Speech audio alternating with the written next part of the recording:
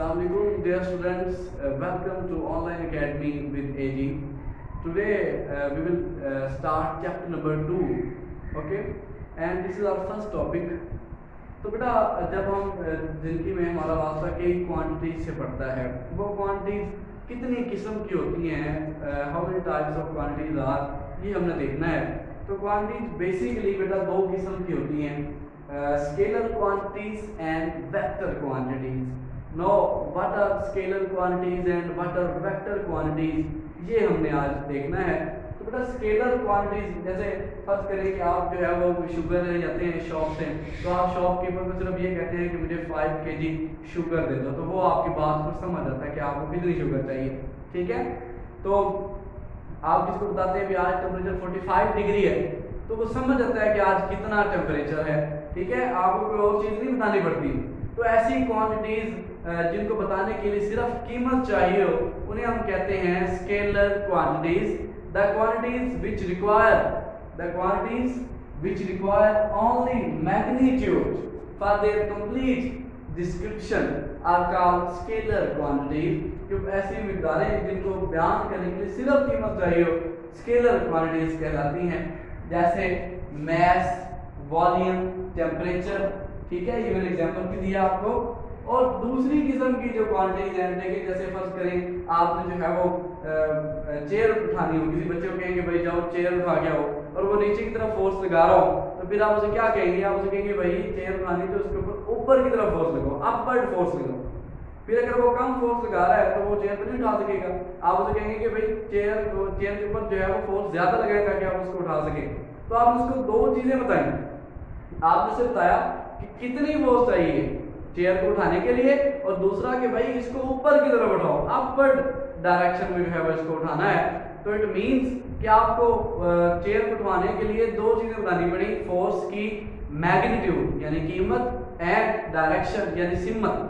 Force की सिमत बतानी पड़ी और फोर्स की कीमत बतानी पड़ी, ठीक है। तो इन क्वांटिटीज को हम कहते हैं वेक्टर क्वांटिटीज, कि ऐसी मिक़दारें जिनको बताने के लिए, जिनको एक्सप्लेन करने के लिए हमें कीमत भी चाहिए होती है और सिमत भी चाहिए होती है, मैग्नीट्यूड भी चाहिए और डायरेक्शन भी चाहिए, उन्हें हम कहते हैं vector quantities. The quantities which require both magnitude and direction for their complete description are called vector quantities. The quantities which require magnitude and direction for their complete description are called vector quantities. For example, force, velocity, acceleration, ये सारी जो है वो vector quantities की example हैं। Now, अब next अगर हमने vectors को लिखना हो तो हम कैसे लिखेंगे? रिप्रेजेंटेशन ऑफ वेक्टर्स, ठीक है। अगर आप राइटिंग में लिख रहे हैं वेक्टर्स को, आपने वेक्टर क्वांटिटी को बाकी स्केलर क्वांटिटी से जो है वो डिफरेंशिएट करना है, आपने बताना है कि भाई ये वेक्टर तो कैसे करेंगे। आपने क्या करना है, जैसे फोर्स एक वेक्टर है तो एफ डाल के उसके ऊपर आपने क्या किया, एरोहेड डाल, ठीक है, या फिर सिंगल एरोहेड भी डाल सकते हैं इस तरह, या फिर आप क्या करेंगे उस फोर्स को एफ को बोल्ड कर देंगे।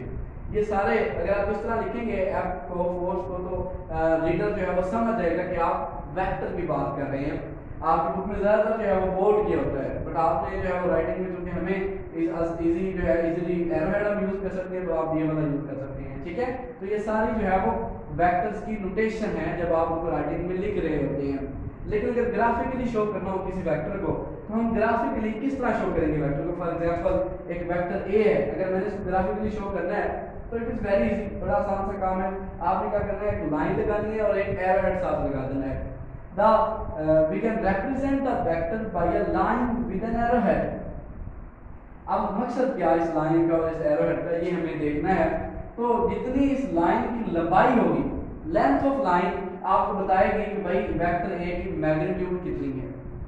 Okay, the length of line represents the magnitude of the vector A, और एरोहेड क्या आपको शो करता है, ये शो करता है कि भाई इस वेक्टर ए की डायरेक्शन किस तरफ है। ओके, तो हम कह सकते हैं कि we represent the vector by a line with an arrowhead. The length of line represents the magnitude of vector and arrowhead shows the direction of the vector। ठीक है। तो हमने पढ़ा कि भाई स्केलर क्वांटिटीज को जस्ट मैग्नीट्यूड चाहिए description के लिए, वेक्टर क्वांटिटीज को अगर आपने डिस्क्राइब करना है तो आपको दोनों चीजें चाहिए, मैग्नीट्यूड भी चाहिए, डायरेक्शन भी चाहिए। और उसी वेक्टर की एग्जांपल मैंने आपको बताई फोर्स के बारे में, फिर मैंने आपको बताया कि हम वेक्टर को रिप्रेजेंट कैसे कर सकते हैं। तो उसके लिए मैंने आपको कुछ मेथड्स बताए कि आप भाई इस तरह भी शो कर सकते हैं, इस तरह भी शो कर सकते हैं, इस तरह भी शो कर सकते हैं एरोहेड के साथ, या फिर आप उसको बोल्ड कर सकते हैं। ये नोटेशंस हैं फॉर द वेक्टर। लेकिन ग्राफिकली कैसे शो करते हैं भाई? Graphically we represent the vector by a line with an arrowhead. एक लाइन उसके साथ एक तीर का निशान एरोहेड लगाते हैं। जो लेंथ ऑफ लाइन है वो शो करती है मैग्नीट्यूड को, और जो एरोहेड है ये शो करता है डायरेक्शन को। ठीक है, यहाँ तक हमारी बात कंप्लीट हुई। अब नेक्स्ट है रेक्टेंगुलर कोऑर्डिनेट सिस्टम। हमें देखना है रेक्टेंगुलर कोऑर्डिनेट सिस्टम क्या है, लेकिन उससे पहले हमने कुछ चीजें देखनी है। और पहले हमें पता होना चाहिए कि कोऑर्डिनेट एक्सिस क्या होते हैं। ये जो हॉरिजॉन्टल लाइन होती है बेटा, इसे हम कहते हैं एक्स एक्सिस, ओके। और ये जो वर्टिकल लाइन होती है इसे हम कहते हैं वाई एक्सिस। एक्स एक्सिस है ये हॉरिजॉन्टल लाइन, और वर्टिकल लाइन क्या है बोला? Y axis, okay. तो ये एक दूसरे की देखें अगर आप गौर से, तो ये एक दूसरे के साथ 90 का एंगल बना रहे हैं। ठीक है, तो हम कहते हैं two lines drawn perpendicular to each other. दो लाइनें जो एक दूसरे के ऊपर अमूद हो उन्हें हम कहते हैं कोऑर्डिनेट एक्सिस। ठीक है, two lines drawn perpendicular to each other are called coordinate axis. उन्हें हम क्या कहते हैं बोला? कोऑर्डिनेट एक्सिस कहते हैं। मैंने यहाँ ड्रा भी किया, ये एक्स एक्सिस जो है ये एक्स एक्सिस है, हॉरिजॉन्टल एक्सिस, ये वाई एक्सिस है वर्टिकल एक्सिस। तो ये दोनों इन दोनों के दरमियान एंगल कितना बन रहा है भाई? 90 का बन रहा है। तो ये हम कहते हैं कोऑर्डिनेट एक्सिस। और ये कहाँ मिल रहे हैं? अगर आप गौर से देखें तो ये दो लाइनें यहाँ मिल रही हैं, इसे हम कहते हैं ओरिजिन। ठीक है, यहाँ पे ये दो लाइनें मिल रही हैं, इसे हम कहते हैं ओरिजिन। ठीक है, जैसे ये है तो इनका point of intersection, point of intersection जहाँ ये दो लाइनें मिल रही हैं इन्हें हम कहते हैं origin. The point of intersection of two lines, the point of intersection of two lines is called origin. इसे हम क्या कहते हैं? ओरिजिन कहते हैं। ठीक है, और ऐसा सिस्टम जो इन कोऑर्डिनेट एक्सिस के ऊपर कंसिस्ट करता है उसे हम कहते हैं रेक्टेंगुलर कोऑर्डिनेट सिस्टम। ठीक है, the system containing two coordinate axis is called coordinate rectangular coordinate axis. Okay, अब अगली बात ये कि फर्स्ट करें यहाँ एक पॉइंट है और मैंने जो है वो इसको शो करना है, तो कैसे करूंगा? देखिए, अगर मैंने इस पॉइंट तक पहुंचना है, ये वेक्टर डी है, ठीक है, तो मुझे क्या करना पड़ेगा? मैं कुछ स्टेप चलूंगा हॉरिजॉन्टली, मैं एक्स एक्सिस पे जाऊंगा, फिर मैं कुछ स्टेप चलूंगा वर्टिकली वाई एक्सिस पे जाऊंगा। तो जो स्टेप मैंने एक्स एक्सिस पे किए उन्हें मैं शो करता हूँ ए से, जो स्टेप मैंने वाई एक्सिस पे किए उन्हें मैं शो करता हूँ बी से। ठीक है, तो अब मैं इसको यहाँ ऐसे लिखूंगा इसको कि ए बी। ए वो स्टेप्स है जो मैंने एक्स एक्सिस पे किए, बी वो स्टेप्स है जो मैंने वाई एक्सिस पे किए। ठीक है, तो मैंने पॉइंट को शो कर दिया ए बी से, ये मेरे पॉइंट के कोऑर्डिनेट्स बन जाएंगे ए बी। और अगर समझ जाएगा कि मैंने कितने स्टेप्स किए एक्स एक्सिस पे और कितने स्टेप्स किए वाई एक्सिस पे।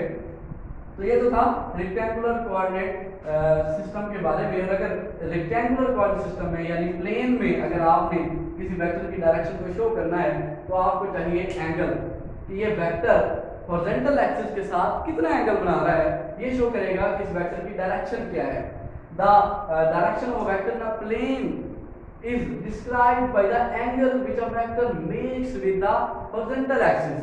ओके, लेकिन अगर हम मीन इसमें आपको सिर्फ दो चाहिए और एक एंगल चाहिए। अगर हम बात करें स्पेस की, तो स्पेस में यू रिक्वायर 3 एंगल्स, आपको 3 एंगल चाहिए और एक कोऑर्डिनेट सी भी इसमें ऐड हो जाएगा, क्योंकि अब पहले हमारे पास थे सिर्फ दो axis, X axis Y axis. जब स्पेस की बात करें तो हमारे पास 3 एक्सिस होते हैं, एक्स एक्सिस, वाई एक्सिस, जी एक्सिस। ओके, मैं आपको यहाँ शो भी कर देता हूँ, जैसे ये है एक्स एक्सिस, वाई एक्सिस, जी एक्सिस। तो ये 3 एक्सिस हैं अगर आप स्पेस में, अगर आप स्पेस की बात करेंगे तो, ठीक है, जैसे मैंने यहाँ बताया। और अगर आपने यहाँ किसी वेक्टर की डायरेक्शन को शो करना है तो आपको 3 एंगल चाहिए, वहां सिर्फ एक एंगल चाहिए था। ठीक है, और यहाँ पे देखें ये वेक्टर कितना एंगल बनाया गया एक्स एक्सिस के साथ, उसको आप शो करेंगे अल्फा से। यहाँ ये जो वेक्टर जो जितना एंगल बनाएगा y एक्सिस के साथ उसको आप शो करेंगे बीटा से, और ये वेक्टर जितना एंगल बनाएगा z एक्सिस के साथ उसको आप शो करेंगे गामा से। तो you require three angles in space if you want to describe a vector, describe the direction of a vector, alpha beta gamma. और यहाँ पे एक कोऑर्डिनेट भी आ गया c, a b c, a x axis के लिए, b y एक्सिस के लिए एंड c z एक्सिस के लिए। तो आज इसमें हमने ये देखा कि पहली बात तो कोऑर्डिनेट एक्सिस क्या होते हैं। हम देखा two lines drawn perpendicular to each other are called coordinate axis। फिर हमने देखा ओरिजिन क्या होता है, the point of intersection of two lines, इसका ओरिजिन। फिर हमने देखा रेक्टेंगुलर कोऑर्डिनेट सिस्टम क्या होता है, the system containing two coordinate axis, इसका रेक्टेंगुलर कोऑर्डिनेट सिस्टम। फिर हम देखा कि अगर हमने किसी वेक्टर की डायरेक्शन को शो करना हो प्लेन के अंदर तो हम कैसे करेंगे, we can show the direction of a vector in a plane by an angle which a vector makes with horizontal axis. ठीक है। फिर हम देखा कि स्पेस में हम कैसे शो करते हैं किसी वेक्टर की डायरेक्शन को, तो हमने कहा in the space we can describe the direction of the vector by the three angles alpha beta and gamma. Okay, तो this was our lecture. Subscribe to my channel.